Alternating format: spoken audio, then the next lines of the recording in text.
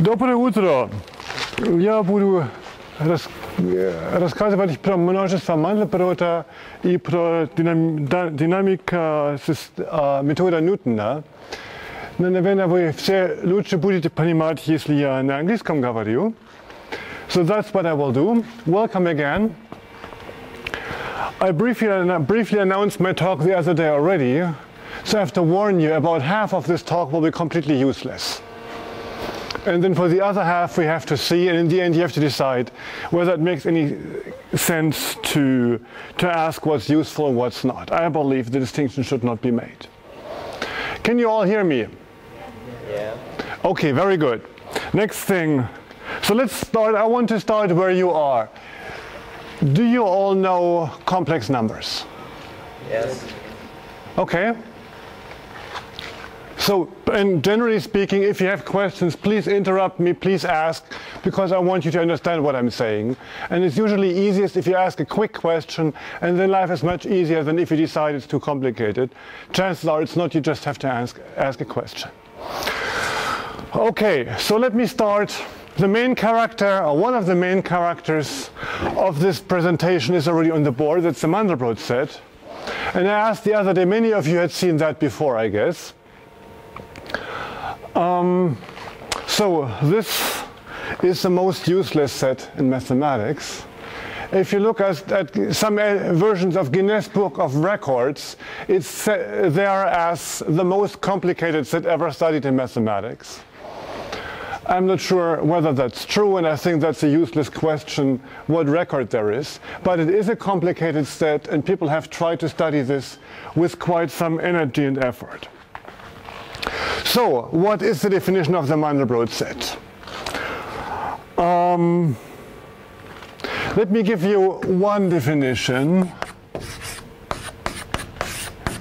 Am I writing large enough for everybody? Again, you complain if not. It's the set of all the Mandelbrot sets of all C in the complex plane, so that the sequence 0 mapping to 0 squared plus C, which is C, mapping to C squared plus C, mapping to C squared plus C, squared plus C, and so on, is bounded.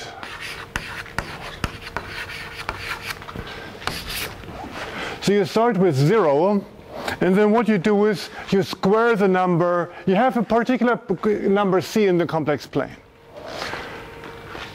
And for that number, you start with 0, square it, add C, then you get C, obviously.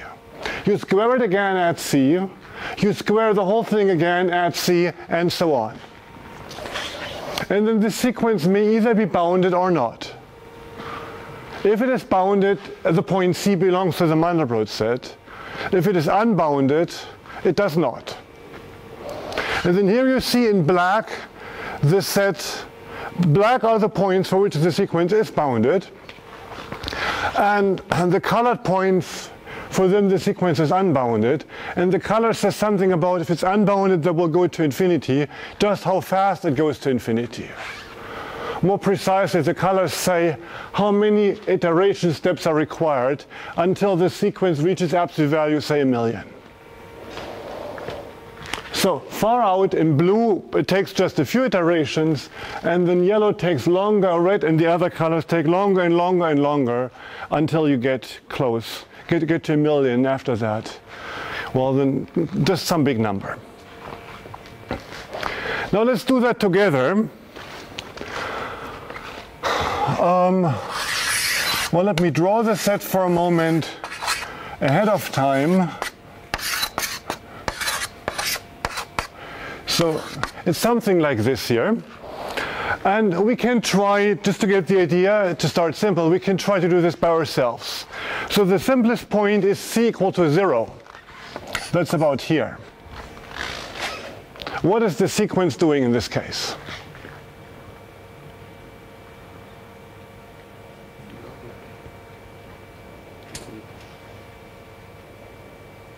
The definition is here. You take 0, you square, you add C, you square, you add C, for C equal to 0. So what do you get? 0. 0 all the time. Is that bounded? Yes. So is the point 0 in the Mandelbrot set or not? Yes. Okay, so here we have 1 point in the Mandelbrot set. And one of the things you learn, never trust the computer, it's blank anyway. Do it by yourself. And we just proved that the point 0 is in the Mandelbrot set. Questions?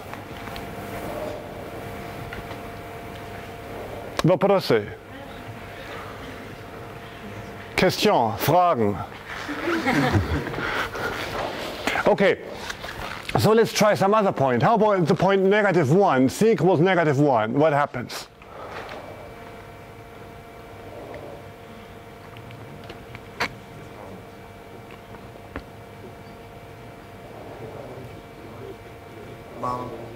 Bounded. So what's the sequence that we get?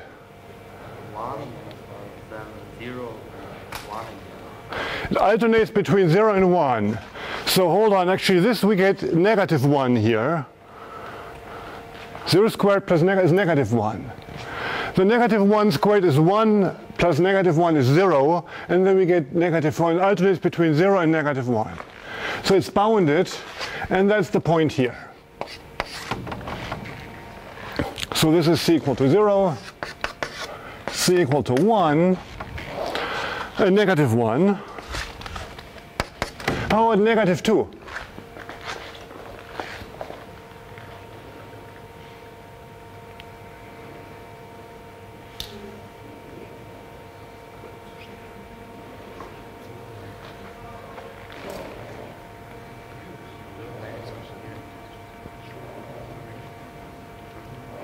Yes? -2 and then 2. So this doesn't alternate, it becomes fixed. So you have -2, then this is 4 minus 2 is 2 again, squared is 4 minus 2 is 2, then it stabilizes at 2. So that is the very end point here.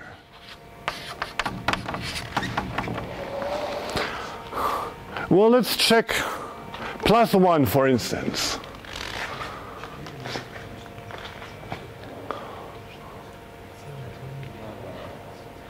It's unbounded. It's unbounded. What does it do? Oh, because it grows at least 1. Okay, so 0 squared you get 1. 1 squared plus 1 is 2. 2 squared plus 1 is 5. 5 squared plus 1 is 26. And 26 is already pretty unbounded. And from there on you see how it goes on. Okay, so c equal to 1 is not in the Mandelbrot set.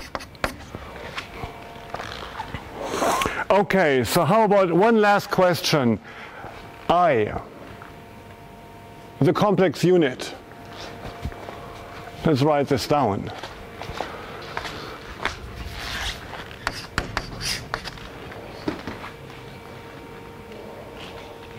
Just to make sure, I squared is? -1. Thank you. I squared is -1.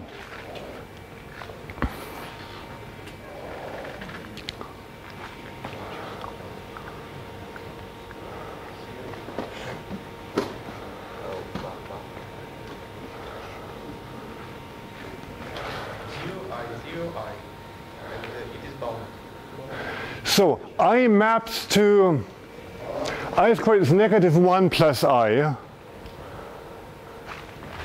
So I get -1 plus I.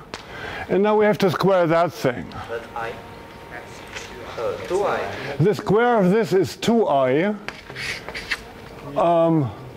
This is I or it's -2i. So this goes to I again. And then it cycles. Okay, so the point I sits exactly here.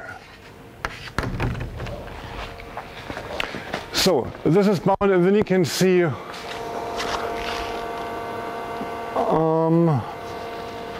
so I think it will be coming here. So can you see the mouse? So 0 is at the origin here. You see the mouse, there's 0. This is -1. This end point, the very end is -2. The end at the far right, this is 1/4. This point here is I. This thing is -3/4 where they touch, -5/4, and so on. So some of the points you can calculate exactly. But I hope you have an idea now what the Mandelbrot set is. And so a few things that one can check, that you can check for yourselves. this thing here is a round circle. It's the only round circle in the Mandelbrot set. So this is the disk with the radius 1/4 around the point -1. So there you see a perfect circle.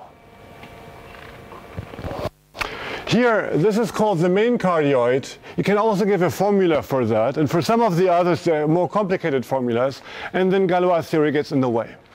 Okay, so that's the definition. And so far, I think it's completely useless. So why do we discuss this set? Of course, it was discovered, and once you discover, it's a very simple definition, and you get a very complicated object. It's already quite interesting. But there's a more systematic reason why this is an interesting set. Let's do dynamics of quadratic polynomials.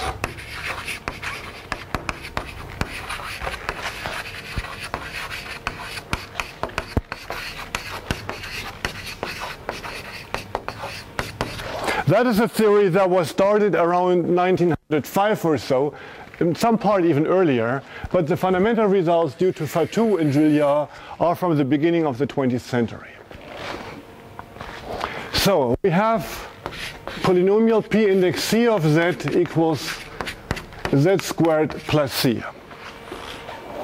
I want to tell you a few things without proving it. Once, the dynamics of degree 1 polynomials is boring. I could tell you why, but it's still boring, so we ignore that. So the next interesting non-trivial thing is if you look at quadratic polynomials and do the dynamics, which means you iterate these polynomials, apply them over and over again. And that is not boring. And you can take different polynomials, can be the same dynamical system in different coordinate systems. So if you choose appropriate coordinates, you can write every quadratic polynomial in this form. I will not make this precise for now unless somebody asks me. But the message is, this is, if you want to know anything about quadratic polynomials, you could write them as az squared plus bz plus c. By translating the origins of the coordinate system, we can make b equal to 0. And by scaling the coordinate system, we can make a equal to 1, and we get that without losing anything. So if you do dynamics of polynomials, you look at the simplest non-trivial case, which is quadratic polynomials, and you can write them all like this. So this is a natural thing to do. It may be useless, but at least it's natural. And again, you can define K, the filled in Julia set, depending on the parameter C, is the set of all points Z in the complex plane, so that the orbit of Z is bounded under iteration of the polynomial PC. This is a dynamical system. The Mandelbrot set is not a dynamical system. This is a dynamical system. You have a map. It's a discrete dynamical system. You iterate the map on the complex plane, and you ask for every point, what will happen to this point if you keep iterating your polynomial? And then the most fundamental question is, the orbit could go off to infinity or it could not.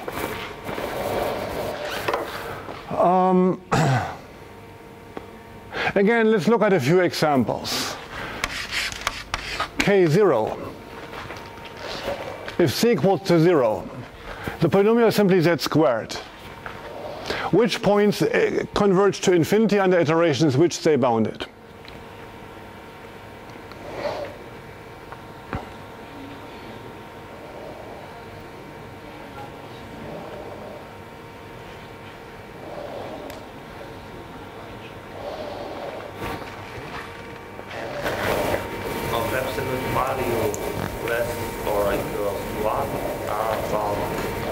So the picture, just a closed unit disk of radius 1. I don't have a picture on the computer, I could make one, but I hope you see that if the point z is an absolute value 1 or less, then under squaring the absolute value will remain 1 or less. If it's less than 1, it converges to 0. If it's 1, then it stays where it is. While if the absolute value is greater than 1, you just square the absolute values, and it goes off to infinity. Right? So this is one interesting set. Let me give you another, k for the parameter -2 at the very end. I could let that to you to figure it out, but let me just give you the answer. It is the interval between -2 and 2. You can check that for yourself. I may have some other pictures of Julia sets. What else could come up? Let me see what I have in the offering here.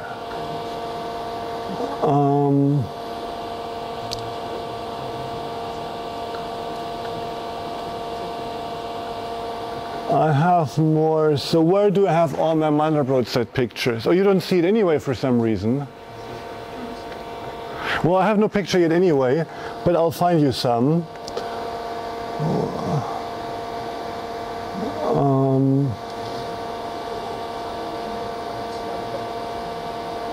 Is it coming? No, what's happening here?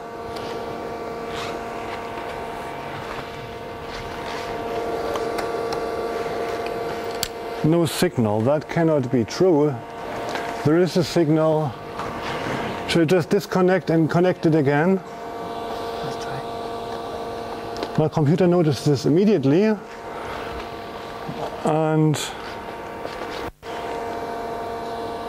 But now it doesn't notice the beamer anymore, the projector.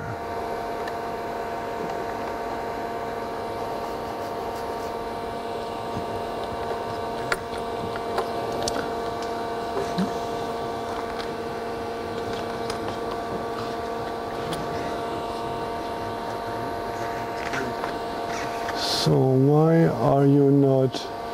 It's not responding at all.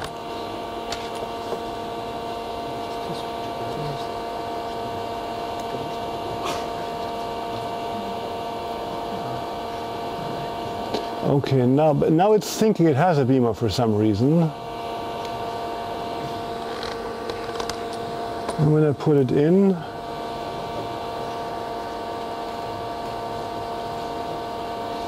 something is very funny here.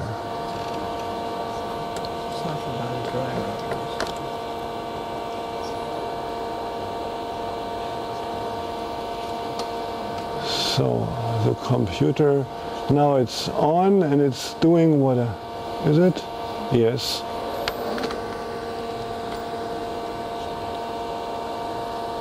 It was working so nicely. See, now it's crashing here. I cannot use the mouse anymore. Okay, hey friends, I think I'll restart the computer and hope that things will get better. So this takes a moment. Okay, so I will show you some more pictures in a moment once the computer is restarted.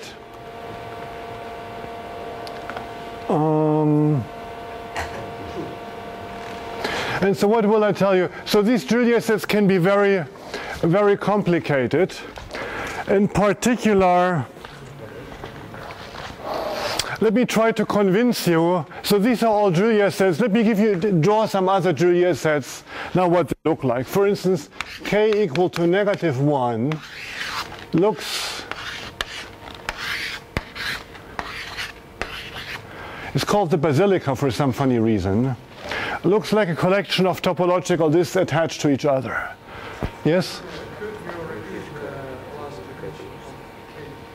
Of k. The definition itself. Okay, so what do we have? We have points. I have a fixed k, so k -1. Parameter c equals -1. That means we look at the map, z maps to z squared minus 1. And for every z, we iterate the polynomial and see whether the point goes to infinity or not. If the orbit is bounded, it belongs to kc. If it's unbounded, it does not. Sorry, is there some movement that shows how the picture varies as the seed version? Oh yes, there are lots of movies all over the place. I don't have one here, but there are many so-called experts who claim to give a talk about mathematics and just show pictures. I want to give motivating pictures, but then I want to do mathematics. After all, so far this is all very useless. Let's see what happens. Now it did not, but it could be that my computer was to blame. No, it is. So the situation is that as soon as I plug this in, the computer stalls. But that was. I see. It worked before, and now I restarted the computer.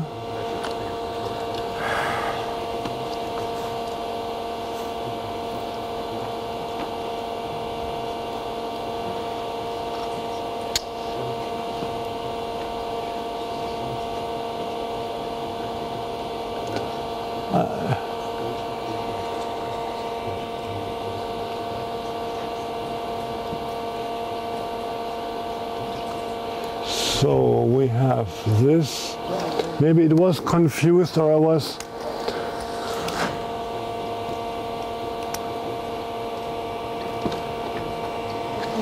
So at the worst, I would have to ask you to sit closer together, and or maybe we transfer the files over there. Just If we have a memory stick. Okay, so I tried to repeat the definition here while the technical things are trying to work themselves out. No, they're not. I don't know what happens here. So the definition is the following. We have the map z squared minus 1. Now we look at every point in the complex plane. What does it do? Does it jump? Where does it go? And we check this 0 goes to negative 1, goes to 0, goes to negative 1. So 0 and negative 1 are both in K. Negative 2 is not, because negative 2 squared is 4 minus 1 is 3. 3 squared minus 1 is 8, and so on. Then it goes to infinity. Hold on. It's now doing something, just this very second.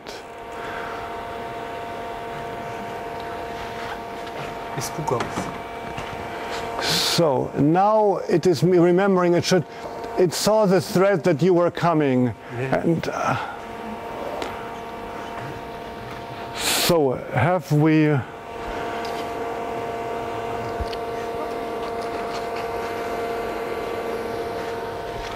So now at least it cooperates.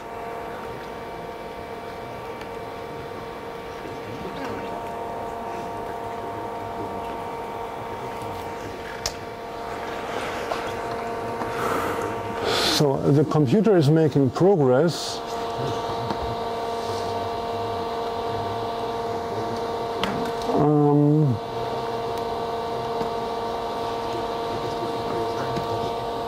It's finding the displays. I think now it's a problem of the beamer, of the projector.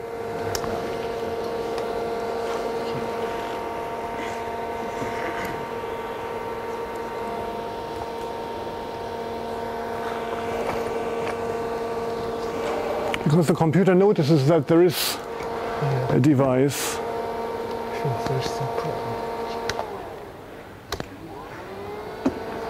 That will probably take a while now.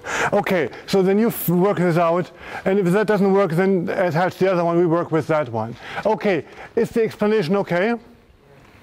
Okay, so there are some, so we're getting interrupted. That's a bit unfortunate, it takes time and it's difficult to understand then.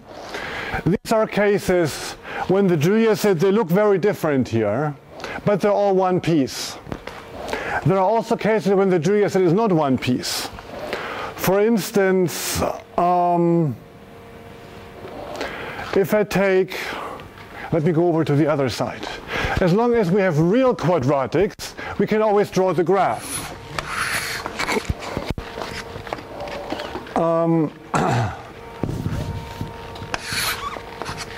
So we have x squared minus minus 5, or x squared plus 1 we had. So the graph is such a thing here. And we have, do we have a fixed point? Oh, this looks good. I don't know what happened. We just restarted the projector. Okay, so that was it. So here is a picture of a Julia set. This looks more complicated now. It's still connected. The Julia set is black again. It is connected. You may not see it, but it's a very fine connection between all the spots. That's a connected set. Here is an example of a Julia set which is not connected. Remember, it's only the black. The colors go to infinity at different speeds, and the black is somewhere hidden in all the components. Every component of the Julia set is a single point. So no two points are connected in the Julia set now. It's just quadratic polynomial, it's just a different one. Here's another one. Again, disconnected. It's just it's like a dust of a cloud dust of points. Here we have one which is connected again. Very deep studies have been made about this particular picture. I will not go into this. Okay, you see different pictures here. They can all look very different. And now you can ask the simplest question, are they connected or are they not connected? It could be either dust, you've seen some Cantor dust, or it could be a connected piece. So let me define the set of all parameters C for which the Julia set is connected.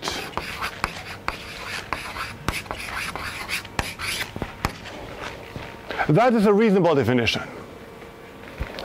Now we have every point in the complex plane is just a parameter for this polynomial z squared plus c.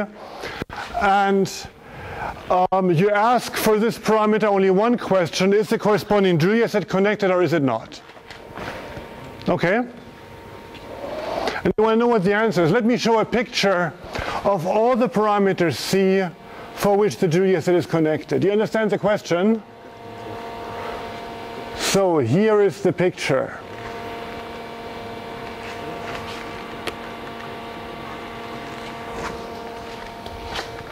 So that's the same thing again. The Mandelbrot set not only has an easy definition with which you can calculate it, it has a more meaningful definition. It's the sort of a table of contents of quadratic polynomials, quadratic Julia sets, and describes which of them have connected Julia sets or not. So if you want to understand the dynamics of quadratic polynomials, then the Mandelbrot set tells you what which Julia sets are connected, which ones are not. So there's at least some meaning in it now.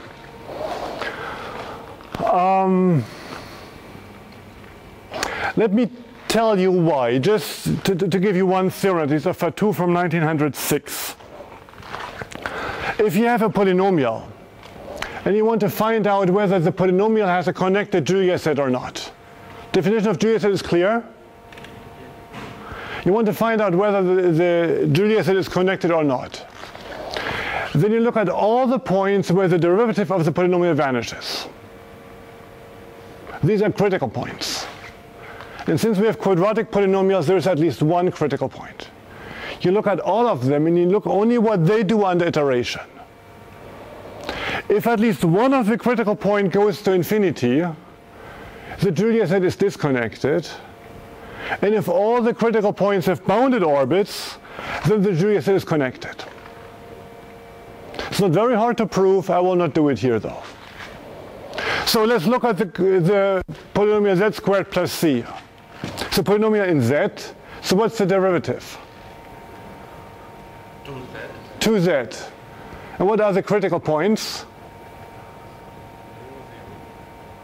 0. It has one critical point that's 0. So the theorem that I just mentioned says that the Julia set of z squared plus c is connected if and only if the orbit of 0 stays bounded. And that's the definition of the Mandelbrot set. So it's the same thing after all. Well, far. So then let me tell you one more useless fact about the Mandelbrot set before we go on to Newton's method. So those of us who work on the Mandelbrot set pretty much know what it looks like. Let me give you a topological way of drawing the Mandelbrot set without knowing anything. So this will be the Mandelbrot set. We have a circle. And now we look at the numbers 2 to the n minus 1. I cannot explain everything, but let's do that for now. So n equals to 1. So n, what is it? If n is 1, then 2 to the n minus 1 is 1. So we look at the point, more precisely, we look at the points numerator k over 2 to the n minus 1.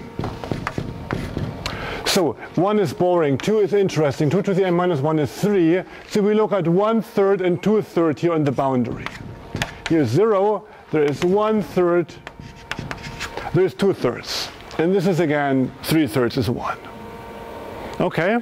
So we have 2 points on the circle and we connect them any way you like. And now we declare that this connection is just a point.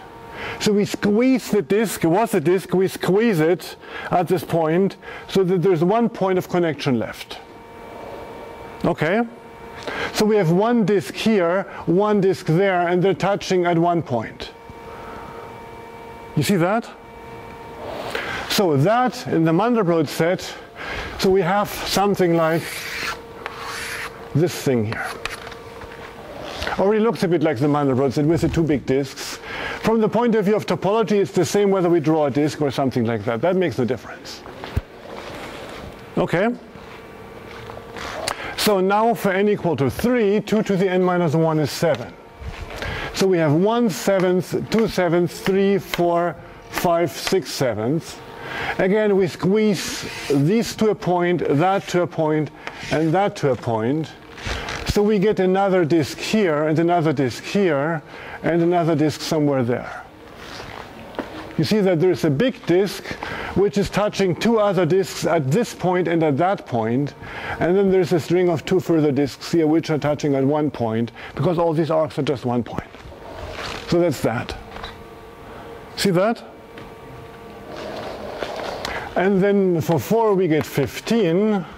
So 1 and 2/15, 3 and 4/15, 5/15 is a third already, 6, 7, 8, 9. Now we cannot connect these two because there's only 1 point which separates them. So I have to connect here and there because you cannot cross. And then again we get these 2. And in this picture that means we get a ball here and 1 there and 1 here and 1 here. And this is in between. Looks a bit like that. And you keep doing this. And you go to the limit. And the limit is n tends to infinity. You get a topological set here, which is homeomorphic to the Mandelbrot set. Actually, that's a conjecture. You understand what I'm doing here? So that is a very simple model for the Mandelbrot set, except we don't know it's true. There's lots of evidence that it is true, but this is a nice topological space, it's locally connected, whatever that means. If it was topologically the same as the Mandelbrot set, then the Mandelbrot set would be locally connected. That is a big conjecture. If you prove that this is the Mandelbrot set, you'll be very famous. People have gotten Fields medals for just partial in this direction. Many people have worked on it, so this is an open question. There you have a complete and simple definition. Here you have a complete and simple definition. Just show that the two things are the same from the point of view of topology. Combinatorially speaking, they are the same. Topologically, it's not so clear.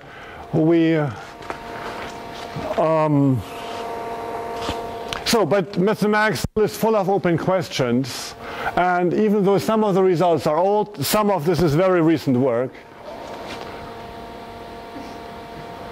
Isn't this a beautiful blue?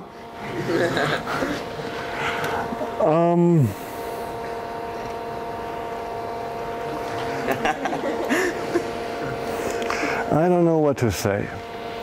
Okay, technology is always full of surprises, like mathematics. Okay, I wanted to change topics. I'm not making much progress, unfortunately, with the computer always annoying me like this. Some experts can help me with the machine. Okay, so let's change gears. I hope somebody will come and take care of this machine. Can I unplug it again? I never know what happens then. My computer notices this.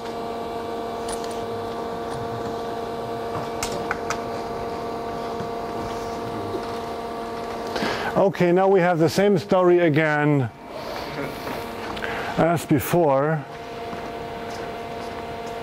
Give it a time. Now my computer is waiting and thinking again.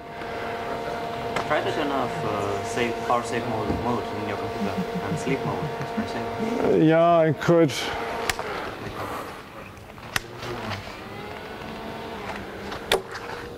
So that worked last time. Can I ask you to stay here and hold the hands of this machine?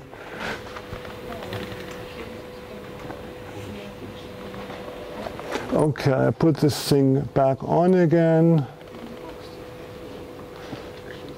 Still, now it's stalled and waiting for something to happen. Okay, so I want to move on, even though this is a very so this is stalled. So let me change gears. Any questions so far? Then let's do something useful. Let's try to find roots of equations such as polynomials. So we had this here before. Newton's method looks like the following. You have a graph of some function which is smooth. You want to find the positions of the roots. So is this guy, okay, the computer is recognizing this. And Newton's method consists in taking a random starting point like so, taking the value, drawing the graph, the tangent to the graph, and see where the tangent intersects the real line. Here we have another approximation. Let's see what happens. Here we draw another tangent, which looks like so. We have a better approximation, and the next tangent is already here, and then it's hard to distinguish, and we get very close to the root. So my computer says things should be okay. Okay, so that is Newton's method, and if you just draw the little, calculate the function, if f is the graph, then fx maps to x minus f of x divided by f prime of x. Okay, the computer's in favor. Thank you. Okay, so that's the mapping for real values. This before, I guess. And the current wisdom is, if you're near a simple root, then the number of valid digits will double in every step. So if you have one valid decimal or binary digit at some point, after the next iteration you have 2, then 4, then 8, and 16, and more will not be feasible with your computer. So locally near a root, this will converge very quickly. But current wisdom also says that globally it's very difficult to predict what happens. History goes as follows. Cayley, you may have heard of the mathematician Cayley, like the Cayley-Hamilton theorem or Cayley quaternions. Cayley published a paper in 1876 in which he proved the following. Well, first of all, you should realize that this works just the same for complex numbers.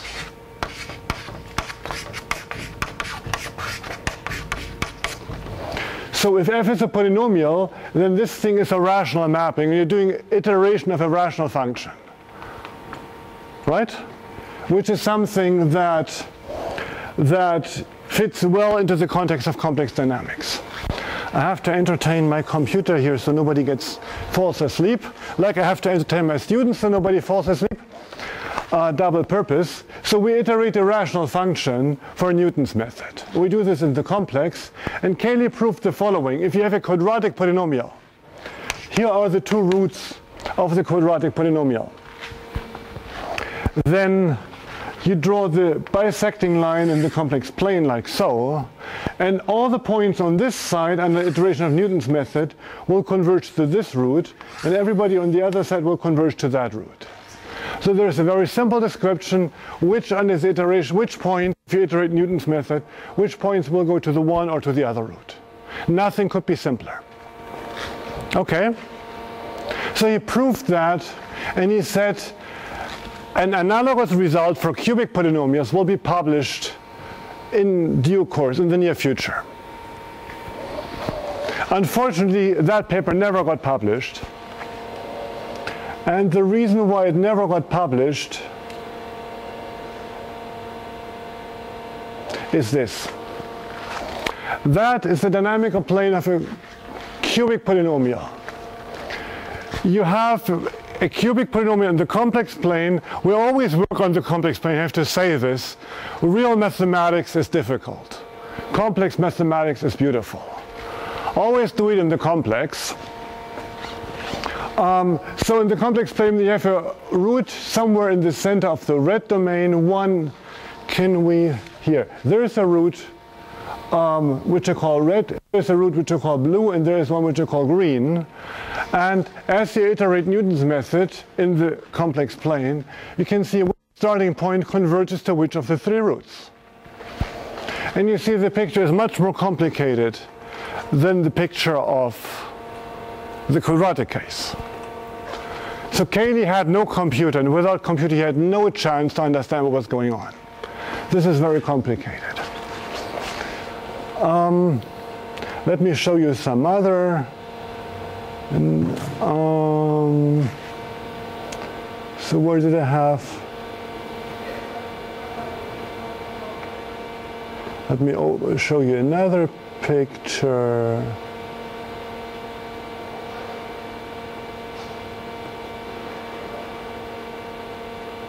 Or is that the same? That is the same. Okay, they look somewhat similar. So you see the idea. So that's pretty much the picture that I also showed the other day. However, something very bad may happen. Not only converge most of the points to the three roots, if you look very carefully, you see some black spots here. You see that? That is not dirt. There are black points which do not converge to any of the roots. So that's really bad for Newton's method. So let me have a blow up here. That is, yes, if you look at this region here and have a blow up, you get this.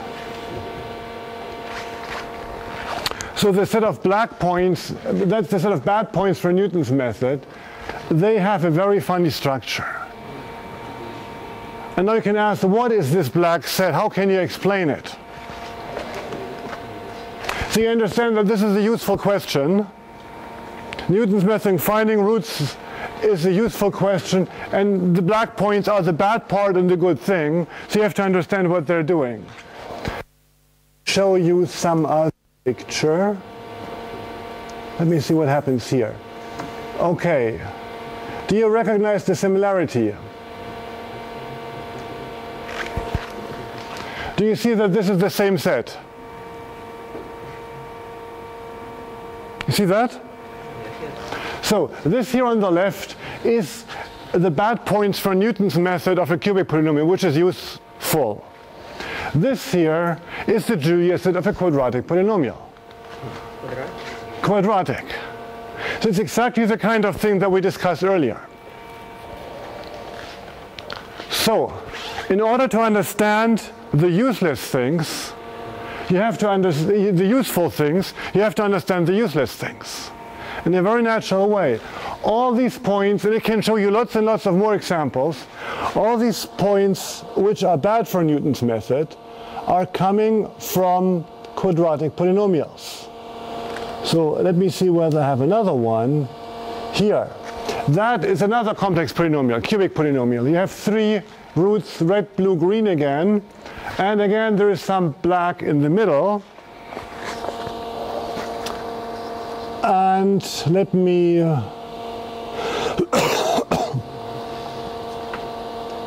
give you a blow up of this. This here on the right, this is the blow up of that region there. I hope you see that. And now the next thing will not come as a surprise to you anymore. If we show this, that is the same set up to topology or even better, and that is the Julia set of a quadratic polynomial. Okay, so I'm not finished with the pictures. Let me draw something different. Let me draw a table of contents of all cubic polynomials. After all, one of the most famous mathematicians of the 20th century had asked a question on this, Stephen Smale.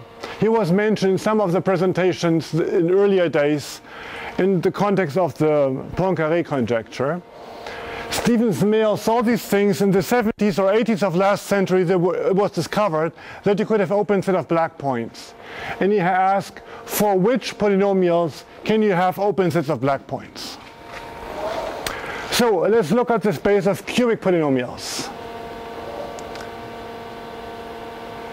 This is the parameter space. The parameter space, like here, we have quadratic polynomials. We have Julia sets for every polynomial, and the Mandelbrot is the parameter space. Every point in M corresponds to a different Julia set. Remember? Here we do the same thing.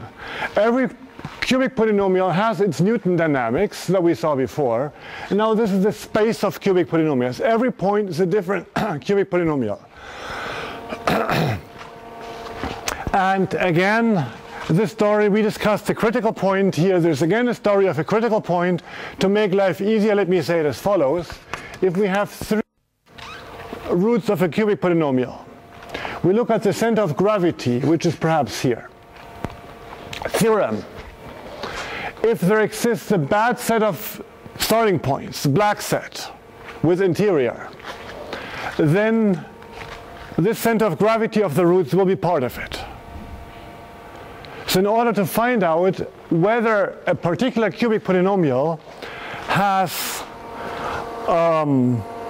an open set of black points, which is bad, you only have to look at this particular center of gravity. So for every cubic polynomial, we look at this point and see what it does under iteration of the Newton map. If it goes to the red root, then we color the polynomial red in the Newton method. If it goes to the green root, we color green and blue the same. So all those which have colors, all those polynomials do not have open sets of bad points. But some do. I have made a little blow up of this region here. There's another one, and you see a black spot there already. So the black spots here describe exactly those polynomials for which there are bad sets. Okay?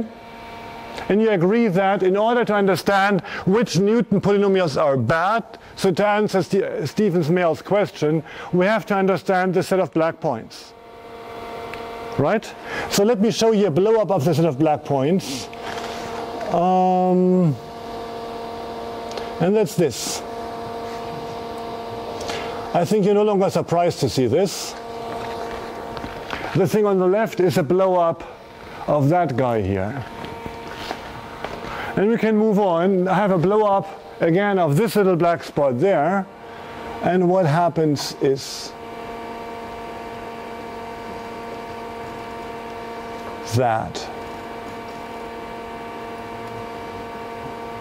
Okay. I hope you guys are no longer surprised. And of course that's a theorem. That set, all these black sets are homeomorphic copies of the Mandelbrot set. If you don't know what homeomorphic means, it's the same from a continuous point of view. That's a famous theorem. Another theorem is that all the black points for the cubic space are understood in terms of countably many little Mandelbrot sets. So in order to understand the useful thing of Newton dynamics, you have to look at the useless stuff of iteration of quadratic polynomials. The Newton dynamics is relatively easy to describe for cubic polynomials, except for the parts of the Mandelbrot set. All the difficulties of Newton's method for cubics are encoded in the Mandelbrot set. So all the open questions that we still have about the dynamics of Newton's method are in fact open questions about the Mandelbrot set. And now you could try to move on. That's the situation for cubic polynomials, but beyond cubic polynomials. Stephen's mail asked for arbiter. After cubic polynomials we can still relatively easy solve. It's just degree 3. So what about degree 7 or degree 100? How can we understand them? So let's look at Newton's method of a polynomial of degree 7. I have such pictures too. Here, that is a polynomial of degree 7. Now you have 7 different roots in 7 different colors. There is gray, there is brown, there is red, there is green, there is yellow, there is blue, and there is purple. 7 different roots, 7 different colors. And again, every point in the complex plane is colored according to which of the 7 roots they converge to under the iteration of Newton's method. Try to understand that. Now good old Cayley again of 150 years ago. He would have no chance to say, well, a similar description I will publish soon. He will not. He does not, because there is no chance. But we are making progress on understanding these sets. But you see, it's not quite so simple.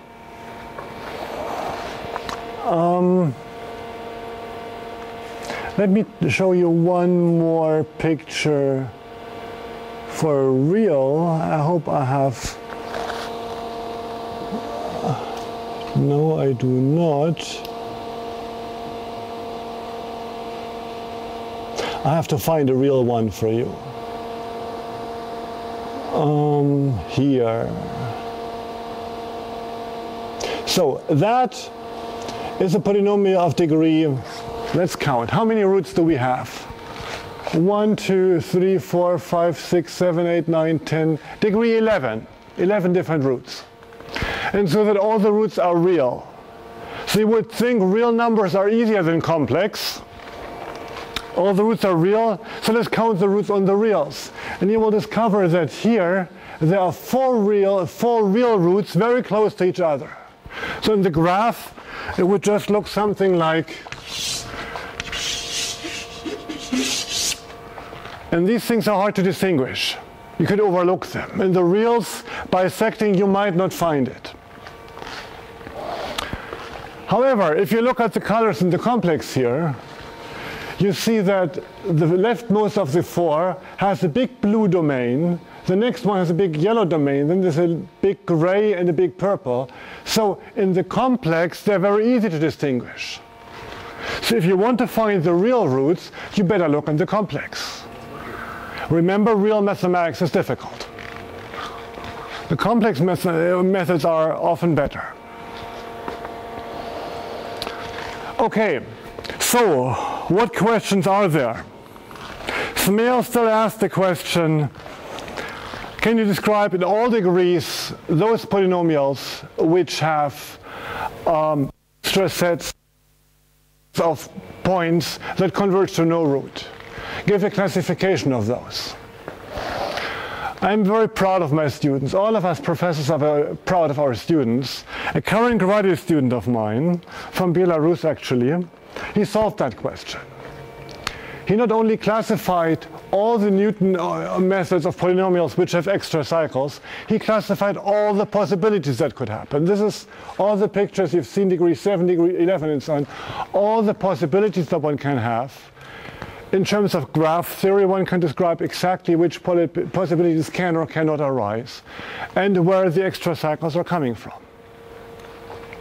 So these were deep questions by deep people, but it's always nice to know that people like us can solve these things. It's not just those somewhere in the famous universities or whatever.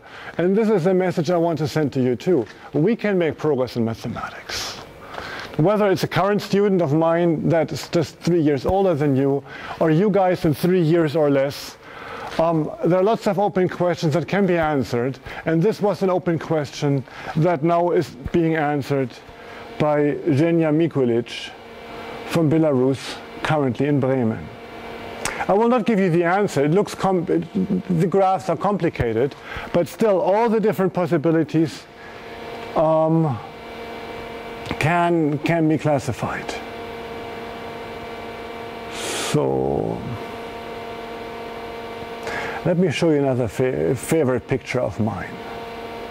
Remember, this is the cubic polynomial here on the right, degree 7, and I've drawn the same picture on the sphere. This here is the sphere. Who of you has heard of the Riemann sphere? You will, before too long. So, for practical purposes, that is just a complex plane with one point out at infinity.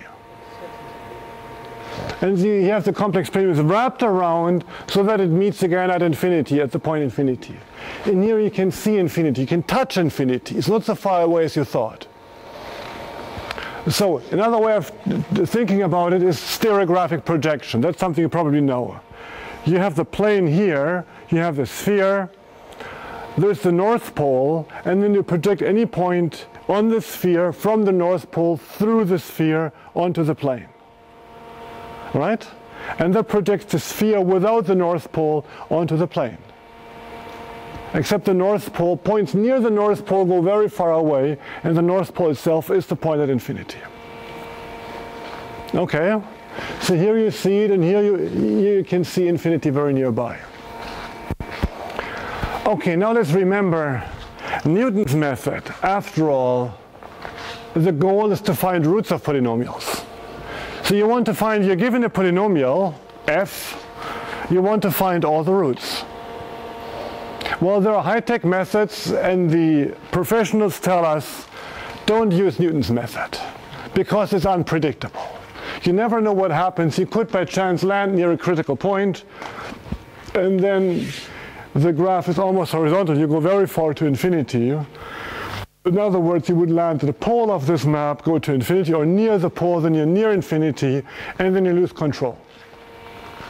So they have methods that they can understand better, even though Newton's method is beautiful and simple and fast. And that's something that I have been doing over the last few years.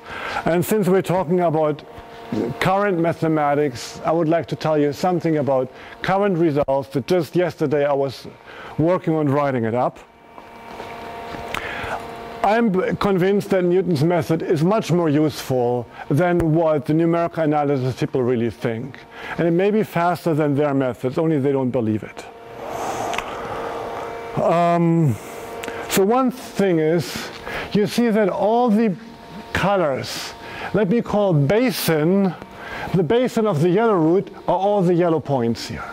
The basin of the red root are all the red points. So sort of all points converging to this root under iteration.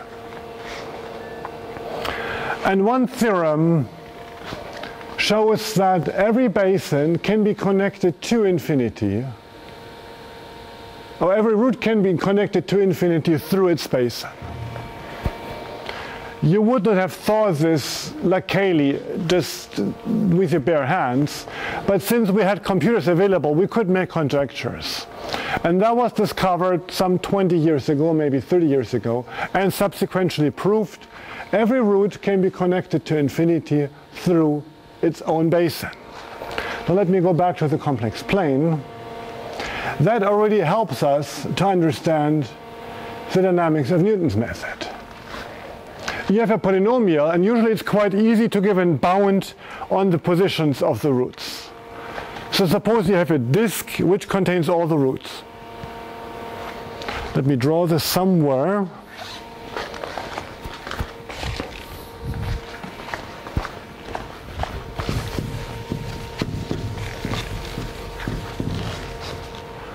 So here is a disk which contains all the roots. We don't know where they are. But we know that we can connect them all to infinity in their own basin. So let me use some colors. For instance, well, this is not white, it's some other color like pink. This is blue. May go to infinity in two different directions. And then there's some green here, which again connects to infinity. So if we take a big circle, like so, we necessarily have to intersect all the basins. So we may not know where in the disk the roots are, but on this circle we can intersect all the roots. So we don't look for the roots where they are, but we look for them near on the circle around, in the complex plane. And remember the picture with the reals. They could be very close by here, you don't find them. But on the circle around them, they're very easy to find. See that? Sorry, so there is no black areas in the huge circle? There is. There still is. You have to... In fact, they're everywhere dense. So in every boundary, every point on the boundary, if there is black, then any boundary point here, in any neighborhood of the boundary, has black points. So the blacks are dense in the boundary. But so you find there may be black points, we cannot avoid that. But we want to find the others.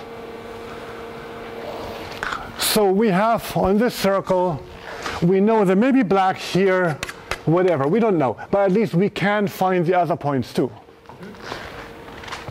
And the next thing is, a theorem says that the channels to infinity have a certain thickness. They're not too thin, but they are, you can measure what thickness should mean and can prove the lower bound for how thick they are.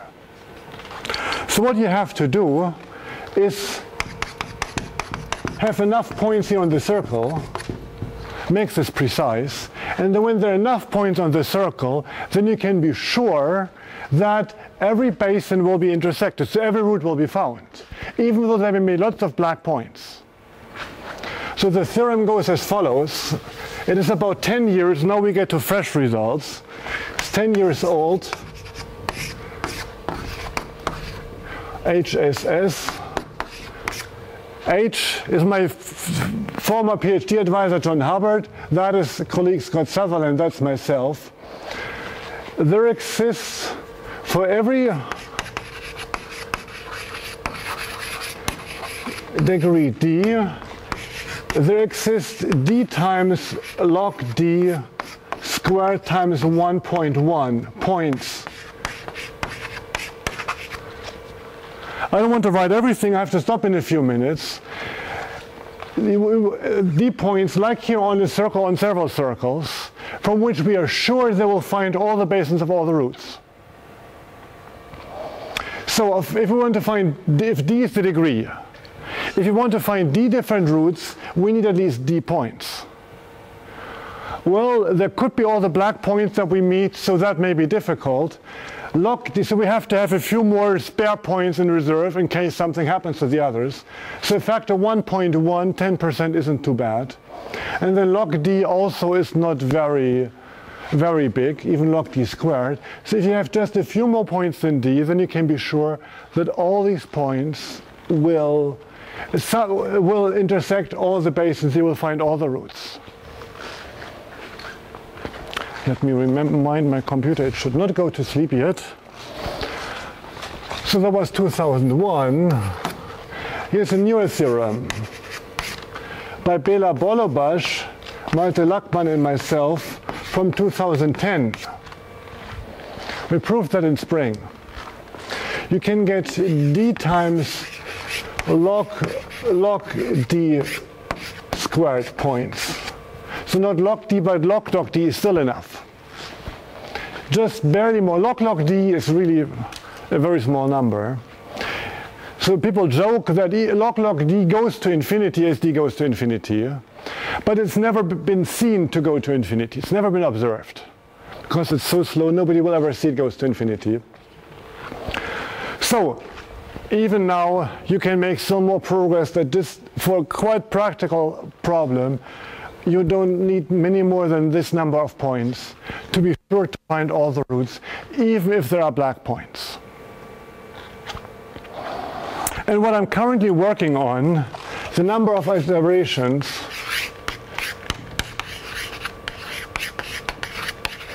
how long does it take? After all, the experts say Newton is too slow, you never know what happens. Is at most d squared times log d to the fourth power or so, times a constant, normally. So there are some bad cases. And so this is what I'm currently working on. I need a new graduate student to work on this. That means that this may be even the fastest method available for finding roots of polynomials. And that's a nice conclusion of the theory. Newton started the subject hundreds of years ago. He started analysis. He developed a method which was in practical use, and the theory said, don't use it because it's unpredictable. And now it turns out it is predictable. Once you have computer methods available, once you have methods from complex dynamics, from complex analysis, from hyperbolic geometry available, it connects with many different areas of mathematics. And all of a sudden it becomes a quite useful topic. And it's being used. So I think even though the computer was stopping me, or the projector, I'm being asked to stop. I want to show you one last picture.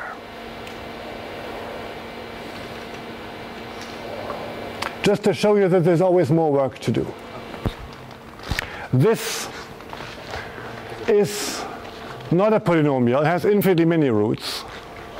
But you can move on once you understand Newton's method for polynomials, which means finitely many roots. You can go on to functions which have infinitely many roots. And there's a very famous function with infinitely many roots, and that is the Riemann-Zeta function. Who of you has heard of the Riemann-Zeta function? A few of you. So there's the famous, I will not describe it, it's an entirely topic in its own right. But that is a famous function that came out in number theory. And that has implications. The zeta function implies how well the primes are distributed. And if we know something about the location of the zeros of the zeta function, it has consequences on the roots of the primes and how they're located. So this is a very, very powerful function. One of the Millennium Clay problems worth $1 million is to prove that all the zeros of the zeta function are at real part 1/2, so on a vertical line. Okay, how do you find, this is a complex differentiable function. How do you find roots of complex differentiable functions? Well, you run Newton's method, and that's the picture here. So here you see all the roots aligned. These are just little spots. You may not see them so easily. They're all perfectly aligned on the axis with real part 1/2. So what more could you ask for? So that's the picture for the zeta function, Newton's method. And again, the computer tells you that the structure is very beautiful. And now it needs somebody, we've seen the pictures, now it needs somebody to actually work on it and make this into beautiful theorems. So that is the conclusion of my talk. There is a lot of open questions still to be done, interesting questions, theorems that just wait to be proved. Several of them I showed to you. Even though many of the topics are very old and very classical, there's still a lot of work for us to do. And of course, that's an invitation. If anybody of you is interested in joining this work, I'm very happy to work with strong people, either in Bremen at Jacobs University or in cooperation. Some of you know the University of Higher Economics in Moscow. My colleague Vladlen Timorin is working on similar things. So I wanted to conclude with an invitation for active participation in mathematics. Thank you for your attention.